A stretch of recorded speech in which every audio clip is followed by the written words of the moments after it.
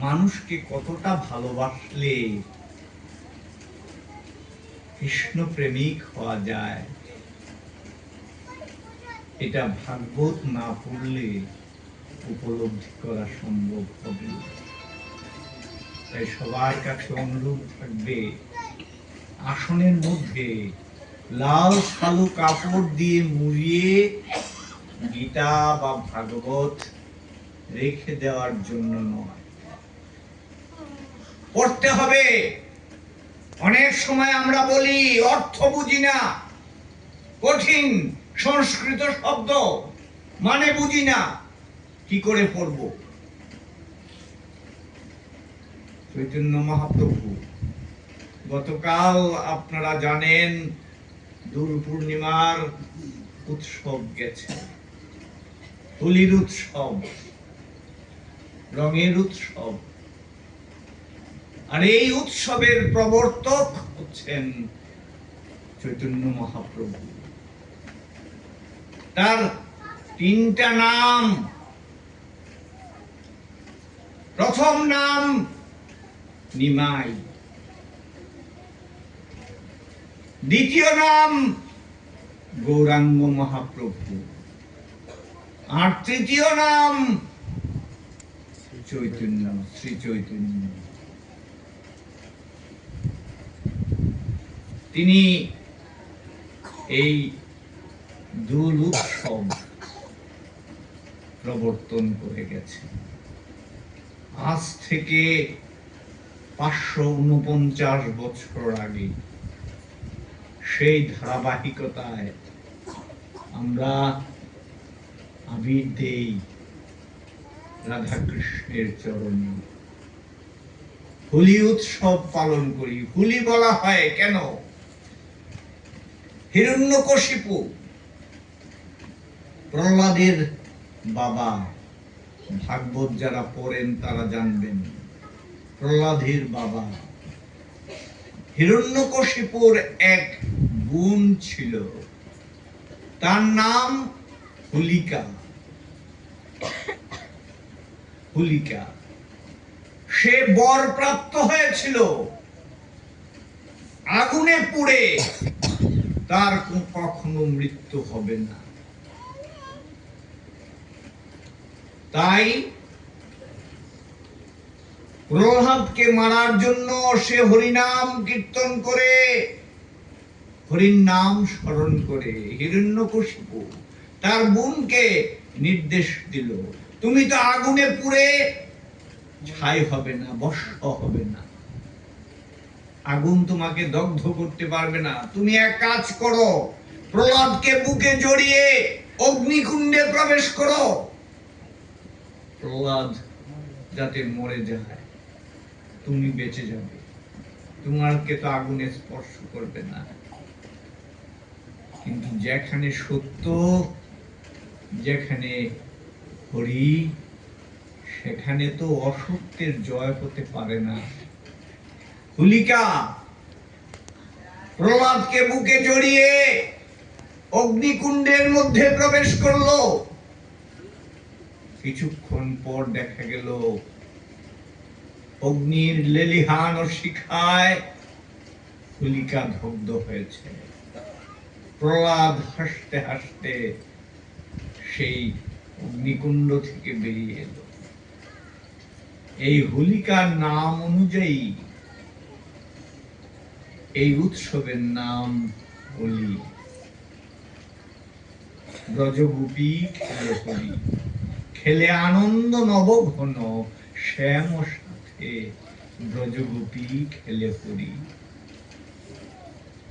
আমরা সেই উৎসব পার করে এসেছি।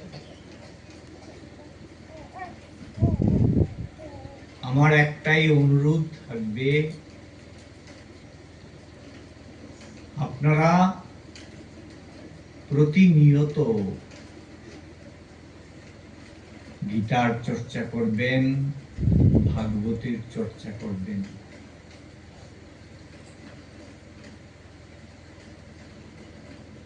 কারণ কৃতে, ভাগবত বলছে, কৃতে যদ ধ্যেয় বিষ্ণু।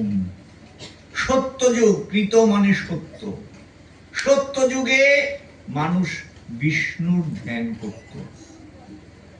ত্রেতায়াং যজমুখই, ত্রেতাতে যাগযজ্ঞ ছিল। দাপরে পরিচর্যায়াং, দাপরে সেবা যত্ন। কলৌ তৎহরি কীর্তনাথ, কলিতে হরির নাম কীর্তন। একটু আগে স্যার গেয়েছেন হরে কৃষ্ণ কৃষ্ণ কৃষ্ণ হরে হরে, হরে রাম রাম রাম হরে হরে। জুড়ে জুড়ে হাততালি দিয়ে কৃষ্ণ নাম করবেন।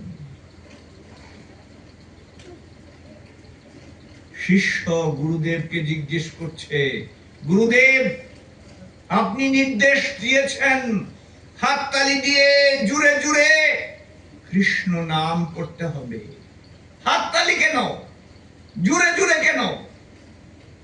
নীরবে করলে হবে না? বলছে হবে। তবে শুন, তুই একটা বিরাট গাছের নিচ দিয়ে যাচ্ছিস, এই গাছের উপরে অনেকগুলো পাখি বসে আছে। তুই যদি গাছের নিচ দিয়ে নীরবে চলে যাস, তাহলে গাছের উপরে বসা একটা পাখিও গাছ থেকে উড়ে যাবে না। উড়ে যাবে? নীরবে চলে যাবি, কোনো শব্দ নেই, পাখিরা গাছের মধ্যেই বসে থাকবে, গাছের উপরেই বসে থাকবে। তুই এক কাজ কর, গাছের নিচে গিয়ে দাঁড়া, হাততালি দে, জুড়ে জুড়ে চিৎকার কর, দেখবি গাছের উপরে বসা সবগুলো পাখি গাছ থেকে উড়ে উড়ে চলে যাচ্ছে। আরে তোর শরীরটা তো এইরকম একটা বৃক্ষ, আর এই বৃক্ষের মধ্যে অবিদ্যারূপ হাজার পাখি বাসা বেঁধে আছে। হাততালি দিয়ে জুড়ে জুড়ে কৃষ্ণ নাম করতে পারলে তোর শরীরের মধ্যে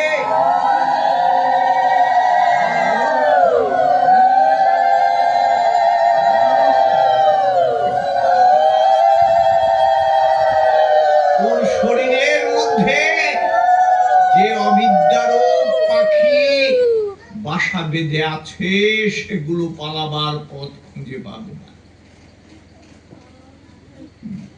অর্থ বোঝার দরকার নেই, প্রতিনিয়ত মায়েরা গীতা অধ্যয়ন করবেন